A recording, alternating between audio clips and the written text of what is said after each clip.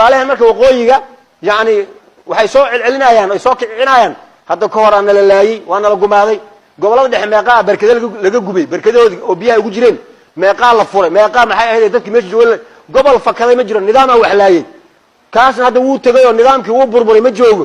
waana lagu wada jiray oo nidaamkaasi Soomaali oo dhan baa qayb ka ahayd si kala la kala ahaado dad meel fariistay oo gaar intay fariisteen yiri reerkaas aan ku duulno iyo maxay magaas aan baabi'in ma jiray system markaas uu arkay siyaasadiisa inay sidaas tahay ayaa hawsha waday hadda naftirkeena tiin baa la wada hadda waxa fiirsan waqooyiga gobollo waxa jira aan raali ka ahayn Soomaalilaanta oo dhaanaga Soomaaliland ma rabno waxay maya xuduudii oo Ingiriiska meesha ay noo ahayd halkaas aan tagayna anaga oo maxaad ka rabtaan halkaas Ingiriiska meesha nooga tagay oo Ingiriis ma ahayd Quraan marka hadayna dadku ku rabin maxaad ka rabtaa adiga maya waan soo isgelinaa wadanka in la kala gooyo ma ogoli oo basha saan baa lagu lahay maxaad rabtaa wadanka in la kala gooyo ma rabo lagu lahay hadda shalay dulmigaasi aad tabanaysid maanta maxaadna dulmi kale u sameeyay dheer aniga hadaan warkayga la yeelayn waan ku soo duulaa waan aniga la raac marka siyaasad waa la isku qabtaa waa la isla laayay meel fayowna ma jirto waxa la rabaa marka intii siyaasiyiinta waxoogaga dadka yaani ku laab kaxsan intii iska dhaafo Soomaali waa walaalo meelna ma kala jirto cadawna isuma aha inay saasay wax ku tusaysa hadda maxay noo kala baxsan inta siyaasadda amoogiye waxa noo kala baxsan sheegab hatta siyaasadii noo kala baxsan hadda markii wax la dhisaayo 4.5 lagu qaybiyaa 4.5 markii lagu qaybiyana waqooyi iyo koonfur iyo kulli qabiilka qof walba kistaadi keensan leh kiskiisu keensana ruux aan wixiisa keensanaynin male marka hadday mar sidaas ay tahay maxaaba Soomaali xagee kala jirtaa baasaboorkan Soomaali waa aragteen Soomaali asal wada dhoofa hargeysa baasaboor Soomaaligan oo madow lagu sameeyo maya garow waa lagu sameeyaa baabuurta caadi ah loo raac xagee socotaan baasabooraan doonanayna waxaad ka doonaysaan garowe wayba socdaan waa kolonyo dhanba oo sabab baasaboor doonaysa oo intaad garow u doonaysa hargeysa lagu sameeyo maxaa dadka kharash u gelinay oo hotel u seexinay kulay baad qaadanaysa waxaan soo xusay qoliyo oo reer gobolada qaar kood mugtay malayga ma cunana ma kalluunka uu soo shiiri waxay dhahay mugtay waa loo yiri kariyo waa loo habeeyay markaas uu dhadhamiyay markii la kariyo mugtay malaygu fiican yahay tii hore waxoogaa si ma ahayn sanka intuu qabsado wuxuu leeyahay afkan hoos ku cunaa uf macaana ufna wuu leeyahay macaana wuu leeyahay marka meeshan maxaa la kala wadaaya wixii waa isku wada midun xagana waa la jooga intana waa la jooga xagana waa la jooga xagana waa la jooga marka Soomaali meel kala aayso meel ma kala jirto shirkadahooda ganacsiga isu wada furan waxbarashadooda isu wada furan diyaaradaha la isu kala gooshaa waa dad walaala lama kala saari karo laakiin wax laga xumaada in la yiraahdo Ethiopia berberay wax ku leedahay Muqdishona waxba kuma la berbera oo maxaa jira Muqdisho iyo Ethiopia maxaa yaa ku xiga dadka qaar mucaaradka wax iska dhaayaan waxa adisabaan xigta laakiin taas looma dhamo Soomaalida halka joogta saas ma dhaayaan hadda isbuucan waad ogeeyay markii dekada berberay arrimaha ka dhaceen reer berbera mudaharaad sameeyay oo kor u qaada ay dhahay berbera waa magaalo Soomaaliyeed soo sharaf ma in Ethiopia la siiraali kamanin marka dadka waa siyaasiyiin madaxa isugu dhufanaysa maahina dadkeena Soomaaliyeed meel ma kala jiraan meel ma kala aadi doonaan marka yaan waqti waxba la iska qaadinay waxa la rabaa dadkan maxaa u dan laga sheekeeyo waxa kale meesha jirta wadamadan Carabta walaalaha aan nahay oo Ilaahay uu maalka u dhiibay inay waxoogaa inaga maal badan yihiin oo nolol fiican ay haystaan ayay inagu dhibaayaan imaaraadka gaar ahaan waxa waxaan maqli jiray odayga habarta la saar marka waxa weeye imaaraad dekadaha la saar way macna asal meel kale ma aadayo haday boosaaso tahay haday berbera tahay haday meel kale tahay dekad lu raadina waraadi dekadan maxaa ka rabtaa dadka qaar waxay ku leeyihiin mowqac istiraatiijiga ee Soomaaliya ay ku taalo haday dekadaheedu si fiican u shaqeeyaan waxay ka cabsanayaan dekada Dubai ee caalamkaasi oo meesha uu sii marsiisay canshuuraha ay ka qaadaan in laga wareegto meel kale la soo maro haye way seerabta tayada ay furaato tiina waan taabsanay fiirata intay qabtaan ma horumarinayaan si aan loo sii horumarinin way ka soo hordagayaan bas dekadaas waan taabsay lacag aan bixiyay hay maxaa sameynay marka idinku lacagta iga qaata sidaas hay ahadsaan u maamulay ana aqaana Djibouti ku sirantay bari dhaxdaas oo malaysa runta arda oo malaysa markaas dekadooda wax ka siiyeen markaas waxay arkeen mugtay waa mushkilad waxaadina wuxuu soo wax sheegay wuxuu dad la hadlay wabi adiga aad leedahay koobaha hadii lagaaga dara ka waran oo lagu waraabinaya maxali waraabinaya wabigan adiga aad leedahay ag taagan tahay ana xaqiisa ka maraaya galaasan kaaga soo daray galaaskan cab oon halkaas kaga baxaysaa kan saas ku dhahay maadaadi war galaaskaaga ma rabee wabigayaan cabaya iga leex adiga imaaraadku marka waxay leeyihiin dekadihiina ana wax idinka keenaya oo galaaska idinka daraaya oo maxaa nooga daray galaas anaga baan darsano ma ana idinka daraayo idinka ana idin haynaya marka inta u bood inta marka maalkan Ilaahay uu siiyay waxay ahayd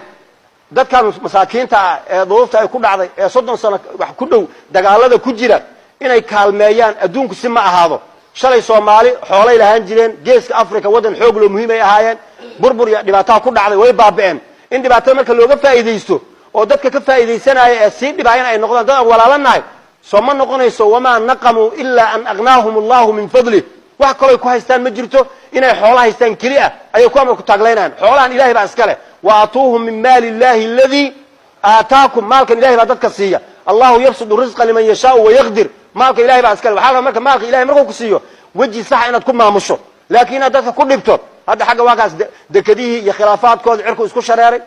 xaqi gudii halkan iyo Muqdisho iyo federaalka la imaadayo baarlamaanka waxa la mooshinaa jiro mooshinaa shay markaas dadku hadda hadii la baarlamaan la soo qaadaba qofka aan siyaasadda xataa aad uga warhaynin oo jidka iska maraayo carabta ay dhahan rajul shari'a jidka wadada iska maraayo waxyaabaha afkaarta socotaan hadii la baarlamaan maxay u taqaanaa waxa u soo degdegaysa maskaxdiisa baarlamaan waxaan u aqaanaa midka mooshinka keena macna shaqo kale ma leh way macna inuu mooshin keena ma ogi shaqo kale ma qabsanaayo war maxaa mooshin meeshan yaalo umadan shaqay u baahan tahay ma intii mooshin laga dab wareeganay ma la dhaho mashruuc weyn oo dib u heshiisiinta Soomaaliyeed ah sidee baan uga shaqeynaa umadan dib u heshiisiin bay u baahan tahay ee ma in la isku diro oo hoos la isugu soo noqdo oo la iska khilaafo waxba ma tarayso dib ayay ku dhigaysaa kharashaadka lagu bixinayo si la yeelayo dad gaajo u dhamaanaya waqti kulula lagu jira oona dadkii ahay booyada biyo ma loo dadka loogu kireeyo ma ummadii laga fikiro ummadii xagee joogta ma la dhaho inta kuraas aan waxba ka jirin isku dib wareejinayo oo leekana maanta laga keena birina koo kale laga keena koo kale birina si la iska dib wareegana si loo ontay oo kale goorma wax la qabsanaya marka waxa rabaa ummadda in loo fikiro la yiraahdo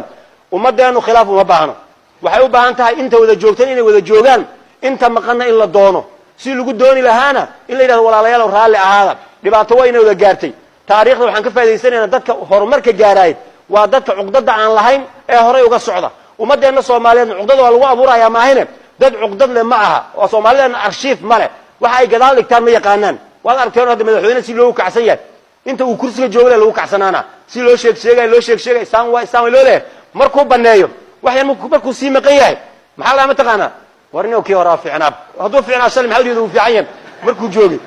cid wax u haysata iyo cid ka daba galaysa iyo cid haysata Soomaalidan waa dadka iska laab furanoo maanta wixii haysta bas ay yaqaanaan wixii la soo dhaafay maba qoraan hadda maxaa dan maxay inoo dan waxay u baahan markii la yiraahdo waxa dan inoo ah oo dhamaanteen aan ku wada badbaadayna inaan walaalo ahaano wax kale oo dan inoo ah oo meel ku gaaro ruux ka adkaan ma jirto hadii la kala adkaanay 30 sano la kala adkaan laha aan isweydiinay yaa adkaaday qolada adkaatay soo sheeg si la isaga dawareeganay ugu dambeys waxay ku dhamaatay 4.5 marka maxaa kala keen halkaas ku dhamaatay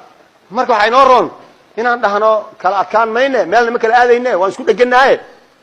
inaan col wadanka ku wada joogno waxa inooga fiican oo adduunka aakhirada inooga fiican inaan walaalnimo ku wada joogno wata nabi soo qaadanayno mayna gelin asaga u yahay waan dhibaataysanay waxa dheen badeecadan wax naga sii oo raashin sii markaas wuxuu suxuur horta ma ogeeyeen waxa ugu sameeyeen markaas ay dhahan Yusuf ma taadi hawalis barta markaas waxay ku yiraahdeen Ilaahay baa ku doortay waan gabsan markaan saas ku yeelanay naga raali aaw kamoona arsanin maxaa saa in yeeshan lamuuna istaagin wuxuu ku yiri la tafriiba alaykum al-yawm wax la idin haysta ma jirto markay isu wada imaadeenna nicmooyinka uu tirinayo waxa kamid ah wuxuu Ilaahay wuxuu nicmo igu sameeyay id akhrajani min as-sijn xabsiga Ilaahay markuu iga soo bixi Ilaahay wuu nicmeeyay ilaa xabsigu dhib badan yahay waxa kale Ilaahay ii nicmeeyay wajaa bikum min al-badwi walaalahayo markaad baadiyaha ka imaateen oo imaateena nicmo ay ahayd soo wada imaanay wajaa bikum min al-badwi min ba'di an nazaqa ash-shaytaanu bayni wa bayna ikhwati shaytaanku markuu nagu isku diray aniga walaalahay asaga fiiru bayni wa bayna ikhwati asaga hadii la fiiriyana xaqiisa wax dhib oo ka socday male asaga ceel lagu riday haddana walaalihii dareenkoodu ilaalinay wuxuu leeyahay waan isku xumaanay waxba ayna kala gaaray asna wax ma gaarsiinin intaas wuxuu rabaa inuu dhaho mas'uuliyadda aan isla qaadno walaalayaalow walaaltinimada fiicane aan hor u socono marka waxa rabaa walaalaheena Soomaali dhamaan ama halkana joogan ama xagga joogeen horta Ilaahay baa iswaafajiyo magacaan wadana horta isku toosay magacaan wadana maxaa leeyahay Soomaali Soomaaliin dhinacan koonfurtida maxaa leeyahay Soomaaliya la yiraahdaa walaalaan reeqooyina maxay dhahan maxaa la yiraahdaa magaciin waxay dhahan waxaan la yiraahdaa Somaliland ana la yiraahdaa Somaliland bal turjun ama Soomaali u turjun ama Carabi u turjun hadii Carabi loo turjumo waxay noqonaysaa Somaliland ardu Soomaal dhulkii Soomaaliyeed marka meel fog ma jiraan dhulkii Soomaaliyeed la joogan dhulkii Soomaaliyeed Ingiriisna Somaliland waa dhulkii Soomaaliyeed marka dhulkii Soomaaliyeed hadii la yiri maxaa la kala wadaa fiir ardu Soomaal wadaadada beriga hore waxa la jiray kuwii hore kuwa waxa iska jiray moogta cilmiga aan barino culimada mar walba ay radin jireen dhijir war cilmi barto oo qubuuraha ku wareegaysaan iyo iska dhadhaafo oo inta calan iska qaataan meelaha iska marmaro oo dhaha idinku cilmi daahir baa taqaan ahkaamley baa tiine annaga cilmi baadin baan naqaanay meelahaas oo